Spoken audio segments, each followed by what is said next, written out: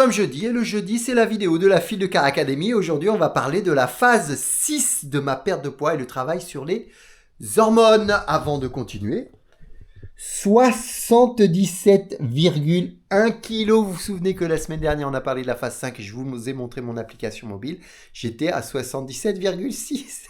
Je suis à 77,1. J'ai commencé ma perte de poids le 23 mars dernier. Nous sommes le 10 août 2026 et j'ai démarré à 89,20 pour rappel, ce qui est absolument spectaculaire. Voilà, je sais même plus combien j'ai perdu de poids tellement c'est énorme. Je pense que je vais aller chercher les 76,5 pour le 23 août prochain. Donc j'aurais perdu quand même un poids certain. Donc je vous partage dans ces vidéos de la file de Car Academy sur la perte de poids, toutes les phases de ma perte de poids. On a commencé avec la phase 1, avec le travail sur l'intention, la phase 2, la mesure, la phase 3, le travail sur l'environnement et les croyances. Phase 4, j'essaye de me souvenir en même temps parce que j'ai pas pris de notes.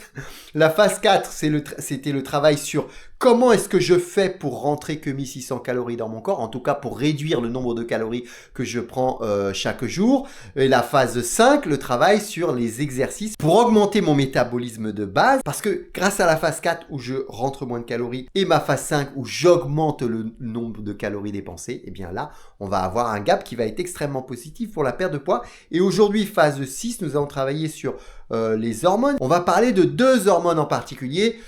Pour la perte de poids, on va dire qu'il y a 4 hormones à travailler: œstrogène, testostérone, insuline et l'hormone du stress qui est le cortisol. Voilà, il faut travailler ça. Moi, aujourd'hui, sur la phase 6, je vais vous parler que de l'insuline et du cortisol.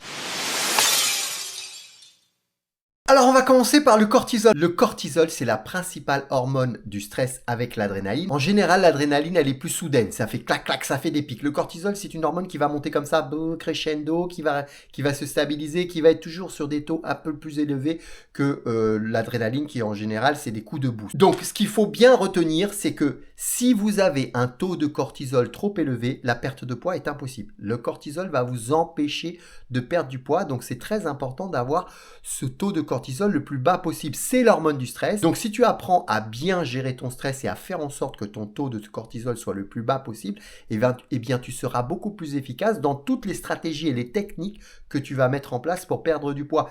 C'est pour ça que je vous ai fait toutes les vidéos sur la gestion du stress juste avant de parler de la gestion du poids et de la perte du poids. Tout est logique en fait dans les vidéos. Et donc comme moi je suis avec beaucoup d'assiduité les vidéos de la file de Car Academy, je sais comment est-ce que je peux gérer mon stress, notamment avec toutes les techniques que j'ai partagées, que ce soit la cohérence cardiaque ou toutes les stratégies, pour faire en sorte que je ne me retrouve jamais dans une situation de stress dépassé. Parce que c'est dans cette zone de stress dépassé où là je vais avoir beaucoup de difficultés à réussir à bien gérer mes émotions et à perdre du poids. Si tu dors mal, très souvent, tu as aussi beaucoup de mal à perdre du poids et en général, quand on dort mal, le taux de cortisol va monter. Donc là, je pars du principe que tu dors à peu près normalement, que tu ne fais pas d'insomnie et que tu as un système qui fonctionne plutôt correctement. Et donc, si ton système fonctionne plutôt correctement, ce qui se passe tous les matins, juste avant que tu te réveilles, ton taux de cortisol va monter de manière naturelle. C'est tout à fait normal, j'ai déjà précisé plusieurs fois, sinon tu ne te lèves pas le matin. Donc, ton cortisol va monter petit à petit, il va monter, il va continuer à monter. Et quand tu te lèves, quand tu sors de ton lit, il continue à monter. La plupart du temps, les gens vont prendre un petit déjeuner, ils vont prendre un café, ils vont éventuellement regarder un petit peu ce qui se passe sur les réseaux sociaux, ils vont commencer un petit peu à s'énerver, ce qui fait que le cortisol va continuer à monter. Pour les fumeurs, ils vont fumer une cigarette et il va monter encore plus haut. Et donc l'idée, c'est quoi? L'idée, c'est de dire, ok, je sais que mon cortisol, quoi qu'il arrive, le matin, il va monter de manière automatique, c'est inévitable. Tu ne peux pas faire en sorte que ton cortisol ne monte pas le matin. Mais l'idée, c'est de dire, ok, je sais qu'il va monter. Comment est-ce que je peux faire pour que la montée, elle soit le moins abrupte possible, qu'elle soit un petit peu moins orientée vers le haut, qu'elle soit plus orientée dans ce sens-là. On est le matin, il est 7h30. Mon cortisol commence à monter. La personne qui prend un café, clac, cigarette, clac. Cortisol à 10h, ici. D'accord ? Tu te lèves le matin, 7h ça commence à monter, tu prends pas de café, tu fais un petit exercice que je vais te montrer maintenant et ton cortisol il fait ça, tu prends pas de cigarette, ton cortisol il fait ça et à 10h tu es là. Tu vois le gap là? Voilà, le gap perte de poids il est là. Perte de poids. Par rapport à cette personne qui est là, eh bien tu vas perdre du poids beaucoup plus facilement que cette personne-là parce que elle, son cortisol est beaucoup plus élevé. On va parler juste après de l'insuline, ça fonctionne de la même manière. Cortisol et insuline élevée, pas de perte de poids. Pas de perte de poids. Cortisol et insuline basse, perte de poids. Évidemment, ça se fait pas de manière magique, il y a des techniques à mettre en œuvre. Et puis après, c'est le fait que tu appliques les autres phases des vidéos que je t'ai partagées qui va faire que ça va entraîner une perte de poids. Mais en tout cas, il faut bien retenir que le travail sur les hormones est extrêmement important parce que sinon, tu vas pouvoir mettre en place toutes les techniques que tu veux. Si tu es extrêmement stressé et que ton insuline est extrêmement haute, eh bien, tu perdras jamais de poids. Donc là, l'idée, dans mon cas, regarde, 7 heures du matin, mon cortisol, il commence à monter, je me lève, il continue à monter, je vais faire en sorte de bien gérer mon stress parce que je mets en place ces techniques depuis longtemps, de la cohérence cardiaque, la prise de recul, plein de petits éléments que j'ai déjà partagés. Je ne vais pas m'énerver avec mes enfants le matin parce que je suis bien organisé. Voilà, il y a plein de petits détails comme ça qui font que tu vas rester sur un niveau de stress assez bas et donc là, ça va évidemment favoriser la perte de poids puisque ensuite ton cortisol, tu vois, il va rester comme ça à 10 heures, il va continuer sa journée tranquillement. Voilà, peut-être qu'il y aura des petits pics ici, clac, parce que tu as eu une mauvaise nouvelle, puis ensuite il va commencer à redescendre et tu vas rester sur des taux assez raisonnables. Celui qui est là à 10 heures, il va continuer à s'énerver parce qu'il a fumé une cigarette, il va partir au travail, il est en retard, il va klaxonner les personnes au feu rouge, etc. Et donc son cortisol va continuer à monter. Et le gap qu'il va y avoir ici, c'est ce qui va faire évidemment la différence entre ces deux profils. Et donc je vais te partager une technique pour justement faire en sorte que quand ton cortisol il monte le matin, eh bien tu vas lui dire tu vas te calmer mon petit gars parce que tu es en train de monter un petit peu vite. Je veux que tu restes un petit peu plus bas parce que comme ça, moi ça va me permettre d'être beaucoup plus détendu, beaucoup plus apaisé et aussi de travailler au niveau de ma perte de poids. Donc, je vais te donner une technique. Tu te lèves le matin. Tu vas déjà commencer par boire un verre d'eau. Ça, je te l'ai déjà partagé sur la dernière vidéo, la phase numéro 5. Je vais m'y perdre à force avec toutes ces phases. Et donc, tu commences par te lever le matin. Tu vas boire un verre d'eau tranquillement. Tu vas aux toilettes si tu as besoin d'aller aux toilettes. Tu vas boire ton verre d'eau. Et là, tu vas faire un premier exercice qui est de faire des montées au niveau des mollets. C'est-à-dire que tu vas monter sur la pointe des pieds et tu vas redescendre. Tu vas monter, tu vas redescendre. Tu vas faire ça pendant 60 secondes. C'est-à-dire que tu vois, regarde, je te mets derrière, là, regarde. Hop, je monte, je descends. Et donc tu fais 1, 2, 3, 4, et tu comptes jusqu'à 60. 1, 2, 3, 4, tu fais 60. Franchement, ça ne va pas durer bien longtemps, ça va te faire exactement 60 secondes, 1 minute. Une fois que tu as fait ce petit exercice, tu retournes boire un petit peu d'eau et puis là, tu vas faire un exercice de respiration 4 x 4. C'est-à-dire que tu vas inspirer pendant 4. 1, 2, 3, 4. Tu vas bloquer pendant 4. 1, 2, 3, 4. Tu vas expirer 4. 1, 2, 3, 4 et tu vas rebloquer 4. Ça fait 4 x 4, 16. Et donc l'idée, c'est de le faire de manière détendue, apaisée. Tu ne le fais pas en même temps que tu fais les montées de mollets. Tu fais d'abord la montée de mollets, tu bois un petit coup, tu poses et tu fais ta respiration. Ça donne un truc comme ça.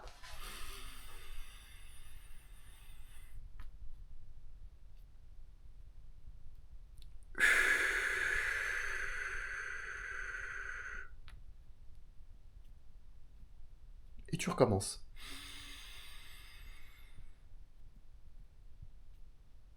Et tu redescends. Voilà, tu as compris le principe. Et donc, tu fais ça également pendant 1 minute. Tu peux prolonger 2 minutes. Voilà, ça veut dire que le matin, ta routine, elle dure 3 minutes. Franchement, c'est pas violent. Tu vas boire encore un petit peu d'eau. Et puis ensuite, tu vas partir prendre ta douche, te laver les dents et commencer ta journée. Je vous parle de mon cas parce que moi, je ne prends pas de petit-déj le matin. Tu fais exactement la même chose que ce que je viens de te partager maintenant. C'est pas parce que tu prends un petit-déj que tu ne vas pas faire cet exercice-là. Ça, c'est l'exercice sur le cortisol. On va parler de l'insuline maintenant et tu vas voir que le fait de prendre un petit-déj, malheureusement, ça va faire monter ton insuline et donc c'est toujours mieux de ne pas prendre de petit-déj et c'est pour ça que je vous partageais cette petite technique en phase 5 parce que ça va te permettre justement de garder une insuline extrêmement basse. Donc, on a fait le travail sur le cortisol. Alors, c'est un petit exercice pour éviter que le cortisol du matin monte de façon trop violente. Évidemment que si tu fais cet exercice-là et puis ensuite que tu enchaînes sur 4 cafés et 5 cigarettes, voilà. Ça sert pas à grand chose. Mais si tu as un profil comme moi qui ne boit pas de café, qui ne fume pas, et franchement, ça va être extrêmement profitable parce que ton cortisol, il va être comme ça, il va commencer à monter, et là, hop, il va s'apaiser tout doucement et il va favoriser ta perte de poids. Au niveau de l'insuline, c'est l'hormone du glucide. Et donc, l'insuline, dès que tu manges quelque chose, peu importe ce que tu manges, ton insuline, elle monte. Alors évidemment, si tu manges un Twix ou quelque chose d'extrêmement sucré, elle va monter comme ça. Si tu manges quelque chose d'un petit peu moins sucré, elle va monter comme ça. Mais retiens que dès que tu mets quelque chose dans ta bouche, même une pomme, et donc là, je m'adresse à mon camarade qui fait des commentaires à chaque fois sous mes vidéos, c'est Pierre, je crois, et qui me dit, mais moi je mange des pommes, et je lui ai dit, attention aux pommes. Attention aux pommes, parce que si tu manges une pomme toutes les heures, eh ben ton insuline elle reste élevée. Et si ton insuline elle reste élevée, tu ne perds pas de poids. Il faut que ton insuline elle soit le plus bas possible. À chaque fois, retenez bien ça, c'est hyper important. À chaque fois que tu manges quelque chose, même si c'est quelque chose de super sain, une tomate, une pomme, eh bien ton insuline va monter. Quand ton insuline elle est haute, tu ne peux pas aller piocher dans la graisse, tu ne peux pas perdre du poids. Une fois que tu sais ça, je schématise volontairement. On va pas complexifier les choses parce que quand tu complexifies trop, tu donnes des motifs aux personnes de se créer des freins pour ne pas faire. Donc moi, je simplifie au maximum parce que la simplicité, c'est la sophistication suprême. L'idée, c'est de dire, regarde, t'as pas 50 trucs à comprendre pour l'insuline, hein, te prends pas la tête. Tu retiens que dès que tu manges un truc, l'insuline elle monte et que pour perdre du poids, ton insuline elle doit être basse. Donc moi, ce que je faisais avant, regardez. Moi, je vais reprendre mon cahier de la semaine dernière, je sais plus où c'est. Voilà, c'est là. Tac. Regardez bien ce qui se passait avant. Moi, je me levais le matin, je prenais un petit déj. Mon insuline elle montait. D'accord?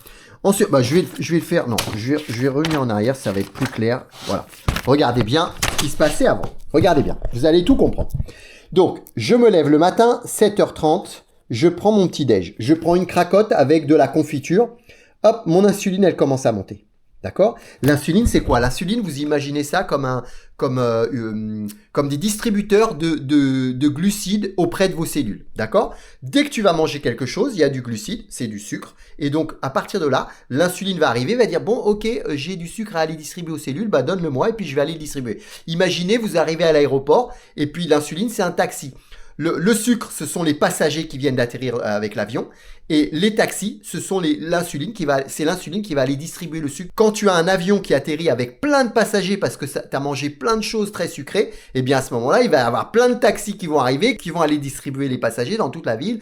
Il va y avoir plein de taxis partout. Si c'est un petit avion avec 4 passagers, il va y avoir 2 taxis. Voilà, il va pas y avoir trop de soucis. Ce qui va se passer aussi, c'est que si tu as des taxis partout dans la ville, au bout d'un moment, les taxis, il va y avoir des bouchons, ça va être le bordel parce qu'ils vont pas pouvoir distribuer les passagers là où ils voulaient les distribuer parce qu'il y en a beaucoup trop. C'est exactement là où tu vas avoir la résistance à l'insuline. C'est-à-dire qu'à un moment donné, il y a tellement de sucre que l'insuline, elle sait plus quoi faire du sucre et donc elle va le stocker. Donc là, l'idée, c'est d'être quand même sur quelque chose d'assez simple. Dans mon cas, moi, ce qui se passait, c'est que 7h30, je mangeais ma confiture, l'insuline est montée, elle commence à redescendre tranquillement et là, à 10h, je vais aller manger une madeleine. Et boum, elle remonte.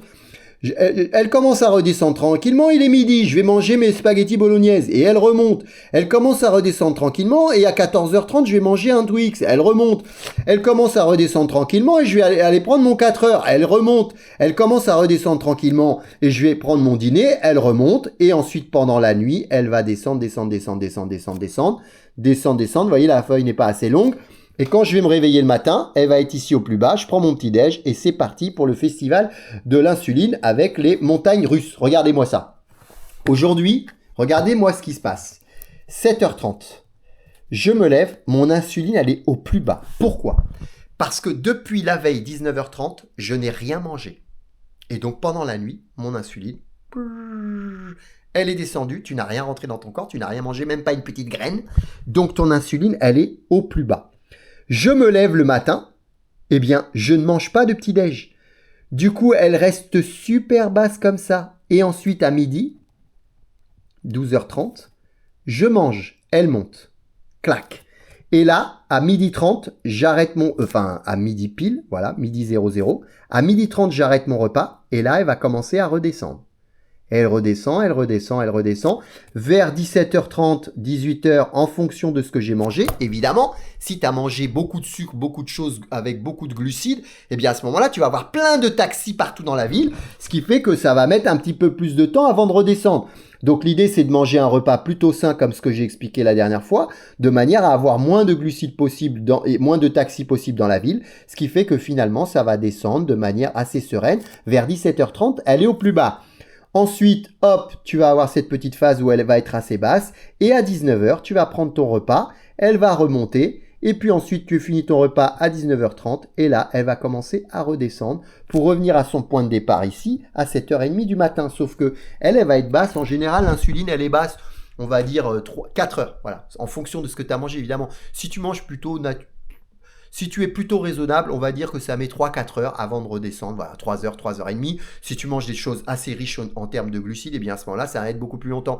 Mais en général, vers 2 heures, 3 heures du matin, ça y est, elle est assez basse ton insuline. Donc finalement, tu vas vraiment en tirer vraiment profit pendant toute la nuit. Si dès le réveil, tu te jettes sur les pains au chocolat, les croissants, machin, tu perds cet intérêt d'avoir une insuline basse pendant longtemps.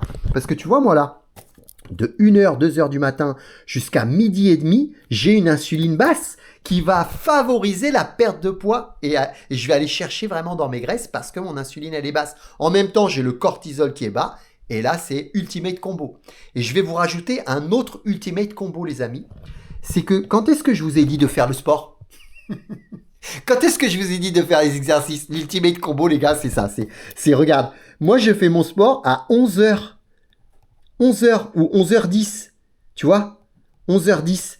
Ici, quand mon insuline, elle est au plus bas, et là, bah, tu vas taper vraiment dans les graisses, ça va être un truc de fou, parce que ton insuline, elle est basse, et là, tu vas faire ton soir. Attention, hein, parce que vous pouvez tomber dans les pommes. Non, je déconne. C'est pour ça que je vous disais de pas faire de cardio, de pas faire des trucs violents. Vous faites de la marche tranquillement, l'insuline, elle est basse, il n'y a pas de problème, vous allez perdre du poids, vous allez aller taper dans les graisses. Vous pouvez faire un peu d'exercice comme je vous l'ai montré la dernière fois, des exercices qui sont pas violents. Franchement, ça va très bien se passer. Tu peux faire que 1 ou 2 séries, t'es pas obligé de faire 3 séries. Mais la prochaine vidéo que je vais faire, on a fini toutes les phases, là on était en phase 6, la prochaine vidéo que je vais faire, je vais vous faire un récapitulatif semaine par semaine sur ce que j'ai mis en place, semaine par semaine, sur 4x4, 16 semaines.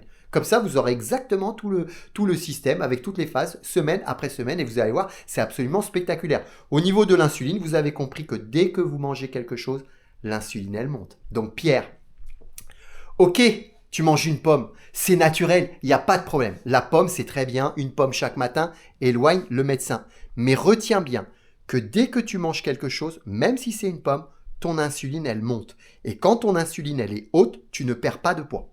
C'est comme ça, tu perds pas de poids quand ton insuline elle est haute. Donc moi, ce que je te montrais tout à l'heure, enfin ce que je vous montrais parce que je ne parle pas qu'à Pierre, hein, tac, 11h10, je fais mon sport, ma marche avec une insuline super basse.